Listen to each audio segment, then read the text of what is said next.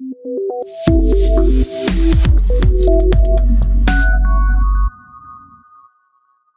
now in the first subtask of the password generator project, we're gonna create the actual password, but we have a fixed length. That is, we will create a password of length 8.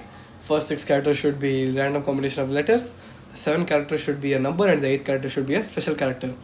So over here, we're not taking input from the user, we are just creating a password of length 8 with both special character and number.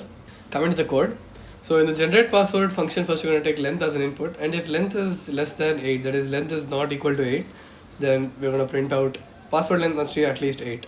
You might notice we're given fprintf of std. The reason is we've chosen fprintf so that we can print out in a different place other than the usual standard output stream. Instead, we're going to print it out in the standard error stream. So what standard error stream is going to do is it's going to make sure it's going to print out different from the output. That's why I use fprintf so that we can print it out using standard error stream. And after that, I'm going to be initializing my alphabet, number and special character strings using these 3 lines. So again, every letter possible, every number possible, and every special character possible. So these will serve as our array in the previous context so that we can randomly choose from this given string. So we're going to be allocating a dynamic memory for the password.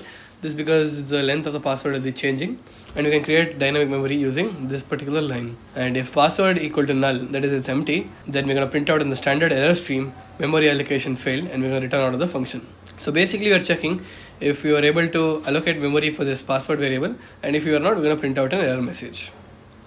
And now we're going to generate the first 6 characters as random letters using this for loop. So for I equal to 0, I less than 6, I plus plus. So if you remember from the previous subtask, this particular line will give us a random number which is within the range of the length of string char. And after getting a random number, which is our index, we're going to be assigning the first element of the password array, the particular element present at that index of the string character. And after getting the random index from this line, what we're going to do is we're going to append whatever variable we get at that particular index in the character string. We're going to append that to the first element of the password array or the password string. So over here we're getting the random index, and over here we're getting the random variable present at that index, and we're going to append that index, or we're going to put that index in the first element or whichever corresponding element of that array. So basically for the first 6 letters of the password, we're going to choose a random index using this line, and we're going to choose the random variable present at that index using this line, and we're going to add it to the password string right here. And now we're going to generate the 7th character as a random number. That is, num index will be equal to a random index, and then whatever variable is present at that index in the string num string, that is the number string, that will be appended to the 6th element of the password string.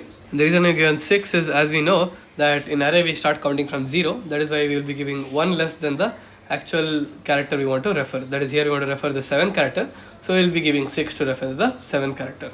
And once again, in exactly the same way, we're going to be choosing a random index from the length of the special character string, and then we're going to be choosing the special character over here and adding it to the 8th element of the password string. And if length of the password is greater than 8, then we're going to fill the remaining spaces after the 8th special character with alphabets using this particular for loop. And we're going to mark the end of the password using \0, and then we're going to return password back to the main function. Now coming to the main function, we're going to initialize the password length as 8. So here we're creating a structure tv, which is of type time val. So basically time val will contain the number of seconds and microseconds ever since January 1st, 1970. So using this get time of the day &tv null, we're going to get the number of seconds since January 1st, 1970 in seconds and microseconds. And after that, we're going to set the random seed using this line. So over here, first we're getting the number of seconds using tv.tv second, and we're going to multiply it with this particular value. And after that, we're going to add it to the total number of microsecond, which we'll get using this tv.tv underscore usec. So usec will give the microseconds and sec will give the seconds. So here we are setting the random seed, which will update every single microsecond, which will be more unique than what we saw previously, which was getting updated every second. And after that, we're going to call the generate password function, which we explained over here. And then after that, if generated password is not equal to null, that is the password has actually been generated, we're going to print out the generated password using this line. So let's just run this code once. So you can see we've got enough password. Let's just submit this code once.